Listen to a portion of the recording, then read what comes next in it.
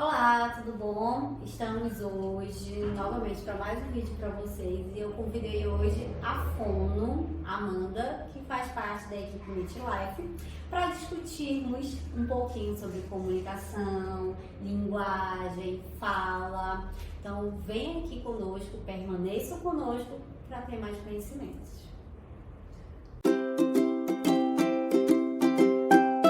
Para vocês, estamos aqui com a nossa Fono Amanda para discutirmos sobre um pouquinho sobre esse tema. E aí, Amanda, tudo bem?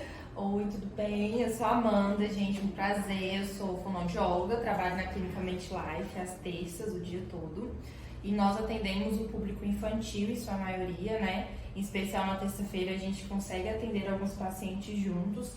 E a demanda que os pais trazem pra gente, sendo a criança autista ou não, é uma alteração da fala. E aí sempre há uma sensibilização, um trabalho de conscientização com os pais. O que é uma comunicação, o que é a linguagem, o que é a fala. E a gente pensou ser um tema interessante para trazer, porque pode ser a dúvida de muitas pessoas, né? Então a comunicação é uma troca de informação geral. O bebê quando chora, ele pode estar chorando porque ele está com fome, porque ele está com sono. E as crianças se comunicam. Já é um meio, né? O choro já é um meio. Exatamente. Através do corpo, através de um gesto, através de um olhar, existe uma comunicação que é uma troca de informação. A linguagem, eu tenho compreensão e expressão. A gente tem formas, a gente tem o uso dessa linguagem, então eu tenho a forma de uma palavra, como ela se encaixa numa frase, se é adequado utilizar ali naquele contexto, como que eu uso isso no meu dia a dia, uma sequência de frases, uma sequência de histórias e uma troca de turno, né? Você dividir uma comunicação com uma pessoa, uma conversa, etc. E eu tenho uma fala que é um ato puramente motor. Então eu tenho toda uma questão de articulação para que essa palavra saia da forma correta, da forma desejada. Eu tenho uma questão de fluência, de fala também. Então são 3 X diferentes ali que a gente tem, mas que o pai traz pra gente como fala. Então os pais chegam ao consultório, meu filho não fala. E a gente tem criança, né, que a gente divide que não fala. A criança realmente não fala nada, sai um som grotesco aqui, outro ali. Mas muitas vezes sem sentido também. Sim, né? não dá significado naquilo ali. Tem uma simbologia por trás, mas tem outros meios de comunicação que ele utiliza. Exatamente. Então como essa criança mostra pra você que ela tá com fome, como ela mostra que ela tá com sede, como ela mostra que ela não quer tomar banho, que ela quer tomar banho. Então existe uma comunicação em casa, os familiares começam a perceber, não, realmente, essa criança ela se comunica de algum jeito. E aí a gente já tem criança que fala um pouco. Então não tem Mas a fala já é errada, né? Existem esses casos também, os casos que o vocabulário não é muito rico. Então a gente tem para uma idade X que essa criança tem que ter tanto de repertório no vocabulário e essa criança não apresenta.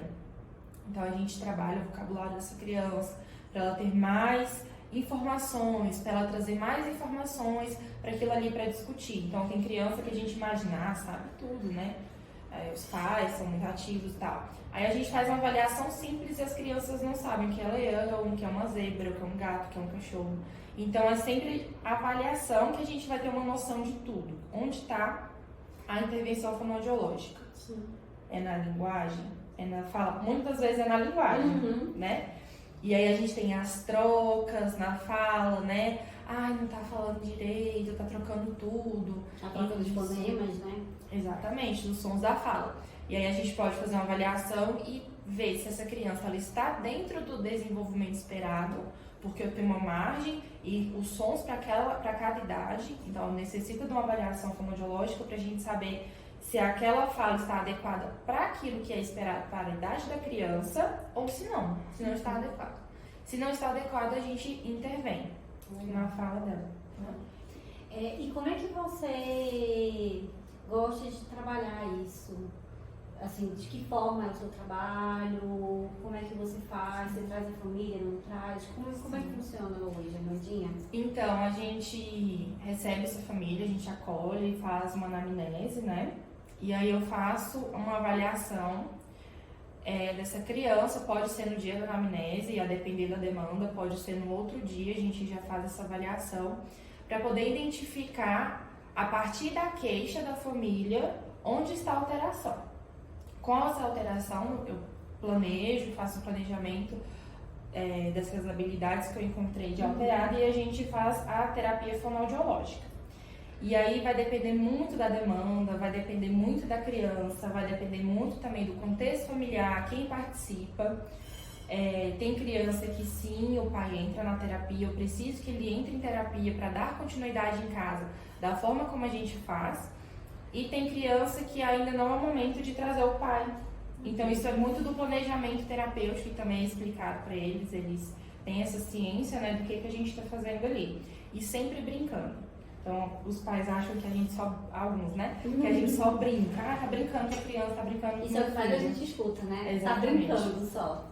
E é brincando que a criança aprende, né? É um meio que a criança vai aprender e desenvolver diversas habilidades. Sim. Inclusive para psicologia. Sim, hoje nós atuamos juntas. Não são em todos os casos, óbvio. São casos e casos, quando tem particularidades ali que a gente precisa intervir juntas. E aí, por isso que quando ela fala, né, de trazer a família, a gente faz muito isso, porque é necessário que sempre a família dê continuidade no que nós estamos trabalhando dentro do consultório. Então, não é só um brincar. O brincar, ele tem um porquê por trás daquela brincadeira. Por que eu faço daquela forma? Por que eu atuo mais com X jogos? Por que eu uso um jogo de memória? Mas o jogo de memória eu faço em casa, mas tem um motivo por trás ali, tem uma forma de se tratar. Tem um objetivo do jogo da memória em que eu e a Amanda atuamos com essa criança.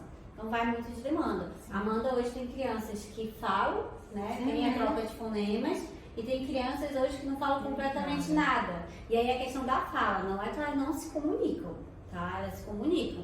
Elas só não estão falando naquele exato momento. Tranquilo? E aí fala, igual ela falou, né? Emissão de sons aí. Exatamente. Não tem uma emissão verbal daquela comunicação, mas se comunica sim, se comunica. Com o corpo, com o olhar, com gestos, né? As crianças demonstram muito pra gente. A gente só tem que ter sensibilidade e observar as atitudes, os gestos, etc, né? Então a brincadeira ela é ampla, ela é grande, a gente consegue fazer muita coisa em terapia e aí a gente tem um tempo mínimo, né? Que a gente fica com a criança 30 minutos. O que é 30 minutos dentro de uma semana inteira? Que essa família fica em casa, fica na escola. Então a gente tem orientação para os pais, a gente tem orientação para a escola, para outros familiares, para outras pessoas que cuidam dessa criança, para que o trabalho seja unânime. Né? Tanto entre os profissionais, então a gente tem essa possibilidade maravilhosa na Mente Life de trabalhar com vários profissionais.